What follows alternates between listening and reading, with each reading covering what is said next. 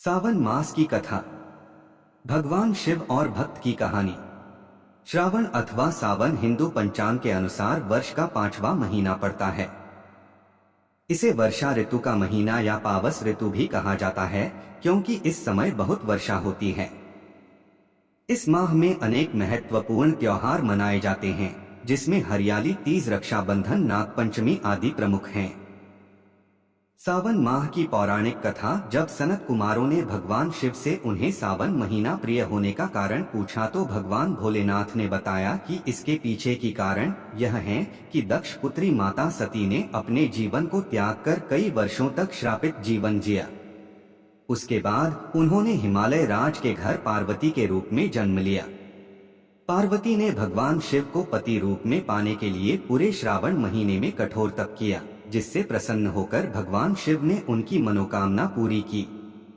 अपनी भार्या से पुनः मिलाप के कारण भगवान शिव को श्रावण का यह महीना अत्यंत प्रिय है।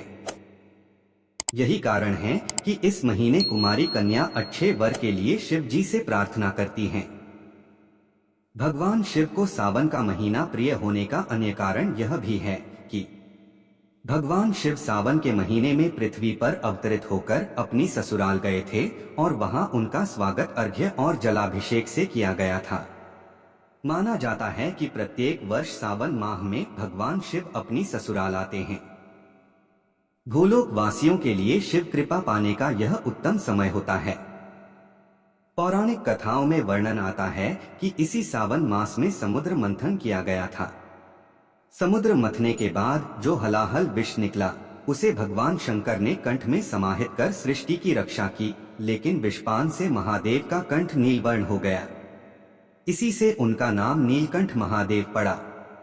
विष के प्रभाव को कम करने के लिए सभी देवी देवताओं ने उन्हें जल अर्पित किया। इसलिए शिवलिंग पर जल चढ़ाने का खास महत्व है। यही वजह है कि श्रावण मास में भोले को जल चढ़ाने से विशेष फल की प्राप्ति होती है। शिव पुराण में उल्लेख है कि भगवान शिव स्वयं ही जल हैं।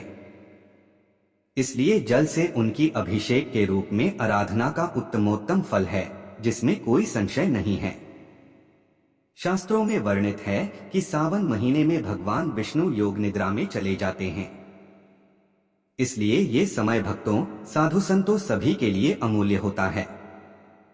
यह 4 महीनों में होने वाला एक वैदिक यज्ञ है, जो एक प्रकार का पौराणिक व्रत है, जिसे चौमासा भी कहा जाता है। तत्पश्चात सृष्टि के संचालन का उत्तरदायित्व भगवान शिव ग्रहण करते हैं।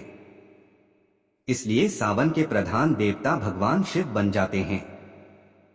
एक अन्य कथा। मर्कंडू ऋषि के पुत्र मार्कंडेय ने लंबी आयु के लिए सावन माह में ही घोर तप कर शिव की कृपा प्राप्त की थी, जिससे मिली मंत्र शक्तियों के सामने मृत्यु के देवता यमराज भी नतमस्तक हो गए थे। पौराणिक कथा के अनुसार एक साहूकार था जो भगवान शिव का अनन्य भक्त था।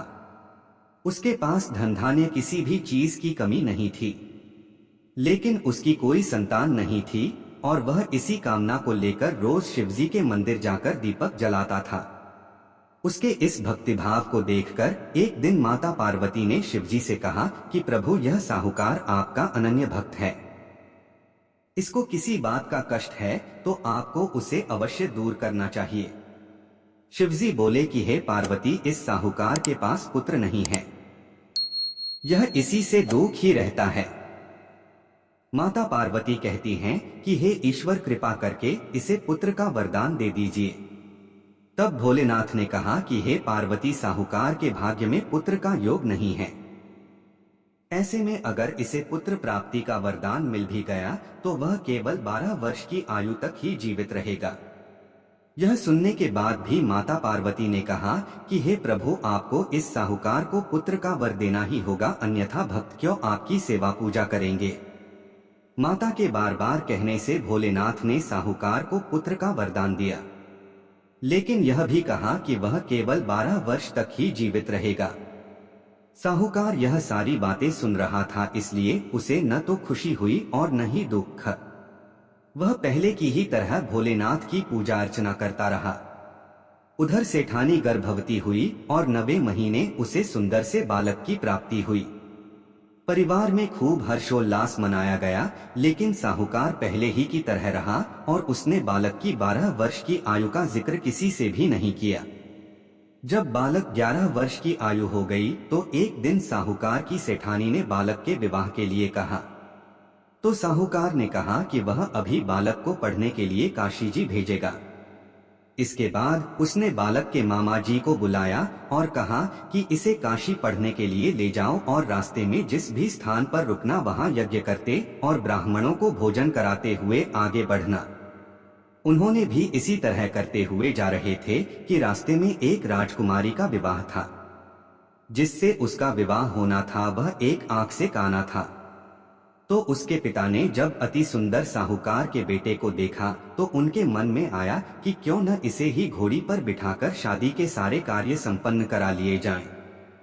तो उन्होंने मामा से बात की और कहा कि इसके बदले में वह अथाह धन देंगे, तो वह भी राजी हो गए। इसके बाद साहूकार का बेटा विवाह की बेदी पर बैठा और जब विवाह कार्य संपन्न हो गए तो जाने से पहले उसने राजकुमारी की चुंदरी के पल्ले पर लिखा कि तेरा विवाह तो मेरे साथ हुआ, लेकिन जिस राजकुमार के साथ भेजेंगे वह तो एक आंख का काना है। इसके बाद वह अपने मामा के साथ काशी के लिए चला गया। उधर जब राजकुमार ने अपनी चुनरी पर यह लिखा हुआ पाया तो उसने राजकुमार के साथ जाने से मना कर दिया। तो राजा ने भी अपनी पुत्री को बारात के साथ विदा नहीं किया। बारात वापस लौट गई। उधर मामा और भांजे काशी जी पहुंच गए थे। एक दिन जब मामा ने यज्ञ रचा रखा था और भांजा बहुत देर तक बाहर नहीं आया तो मामा ने अंदर जाकर देखा तो भांजे के प्राण निकल चुके थे। वह बहुत परेशान हुए, लेकिन सोचा कि अभी रोना पीटना मचाया तो ब्राह्मण चले जाएंगे और यज्ञ का कार्य अधूरा रह जाएगा। जब यज्ञ संपन्न हुआ तो मामा ने रोना पीटना शुरू किया। उसी समय शिव पार्वती उधर से जा रहे थे तो माता पार्वती ने शिवजी से पूछा, हे प्रभु ये कौन रो रहा है? तभी उन्हें पता चलता है कि यह तो भोलेनाथ के आशीर्वाद से जन्मा साहूकार का पुत्र है। तब माता पार्वती कहती हैं कि हे स्वामी इसे जीवित कर दें, अन्यथा रोते रोते इसके माता पिता के प्राण निकल जाएंगे। तब भोलेनाथ ने कहा कि हे पार्वती इसकी आयु इतनी ही थी सो वह भोग चुका। लेकिन मां के बार बार आग्रह करने पर भोलेनाथ ने उसे जीवित कर दिया। लड़का ओम नमः शिवाय करते हुए जी उठा और मामा भांजे दोनों ने ईश्वर को धन्यवाद दिया और अपनी नगरी की ओर लौटे। रास्ते में वही नगर पड़ा और राजकुमारी ने उन्हें पहचान लिया। तब राजा ने राजकुमारी को साहूकार के बेटे के साथ बहुत सारे धन धान्य के साथ विदा किया। उधर साहूकार और उसकी पत्नी छत पर बैठे थे।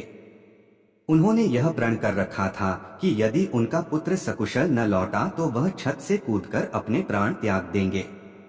तभी लड़के के मामा ने आकर साहूकार के बेटे और बहू के आने का समाचार सुनाया, लेकिन वे नहीं माने तो मामा ने शपथ पूर्वक कहा। तब तो दोनों को विश्वास हो गया और दोनों ने अपने बेटे भू का स्वागत किया।